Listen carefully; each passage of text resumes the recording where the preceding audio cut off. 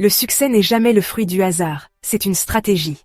Une petite entreprise de jeux vidéo, au bord de l'effondrement, a tout misé sur une catapulte et des oiseaux en colère. Mais, et si je vous disais que leur vrai génie n'était pas seulement dans le jeu? Et si le vrai secret de leurs milliards n'avait rien à voir avec les jeux mobiles? Ce soir, on va décortiquer la stratégie méconnue derrière Angry Birds, une stratégie qui a transformé une start-up en faillite en un empire mondial. Accrochez-vous. En 2009, Rovio Entertainment était au bord du gouffre. Après 50 jeux mobiles ratés, ils étaient à une mauvaise décision de n'être plus qu'une histoire édifiante. Puis est arrivé Angry Birds, un jeu si simple, et pourtant si addictif, qu'il est passé d'un dernier recours désespéré à une obsession mondiale. Mais voilà le truc. Le vrai coup de maître de Rovio n'était pas juste de faire un super jeu, c'était de savoir quand le lancer. Ils ont lancé Angry Birds juste au moment où les smartphones prenaient le dessus, créant la tempête parfaite pour le succès.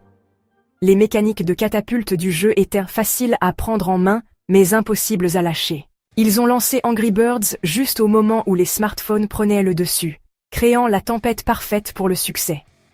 Les mécaniques de catapulte du jeu étaient faciles à prendre en main, mais impossibles à lâcher. Ajoutez à cela les personnages d'oiseaux loufoques, la physique satisfaisante, et un prix de 99 cents, et boum, il a grimpé en flèche dans les classements de l'App Store, propulsé presque entièrement par le bouche à oreille.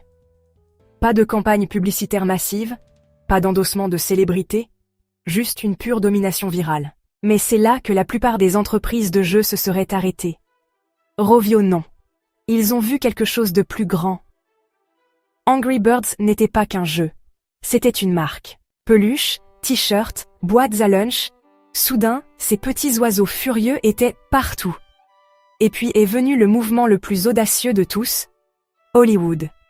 C'est ça. Le film Angry Birds a rapporté plus de 350 millions de dollars dans le monde entier. Rovio n'a pas seulement vendu un jeu, ils ont bâti un empire. Mais le succès ne dure jamais éternellement.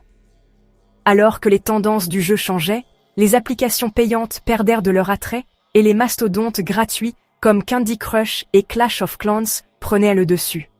Rovio a dû s'adapter, passant aux achats intégrés et aux modèles financés par la publicité. La transition n'a pas été facile, et ils ont pris quelques coups. Des licenciements, la baisse des profits, des rumeurs selon lesquelles Angry Birds n'était qu'un succès sans lendemain. Mais le succès ne dure jamais éternellement. Alors que les tendances du jeu changeaient, les applications payantes perdaient de leur attrait, et les mastodontes gratuits comme Candy Crush et Clash of Clans prenaient le dessus.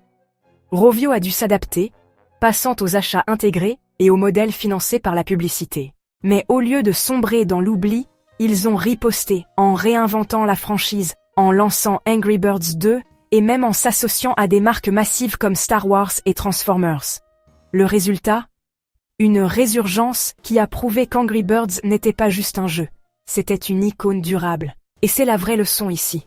Le timing, le branding et l'adaptabilité sont ce qui transforment une bonne idée en un héritage qui façonne l'industrie.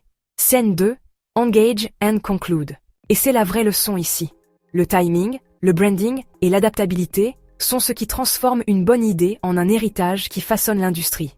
Scène 2, Engage and Conclude. Je vous laisse en discuter dans les commentaires. Pensez-vous qu'Angry Birds peut continuer à se réinventer? Ou son meilleur coup de catapulte a-t-il déjà été tiré? Soutenez-nous en vous abonnant si ce n'est pas déjà fait. Prenez soin de vous, prenez soin de vos proches, et je vous retrouve bientôt dans une autre vidéo.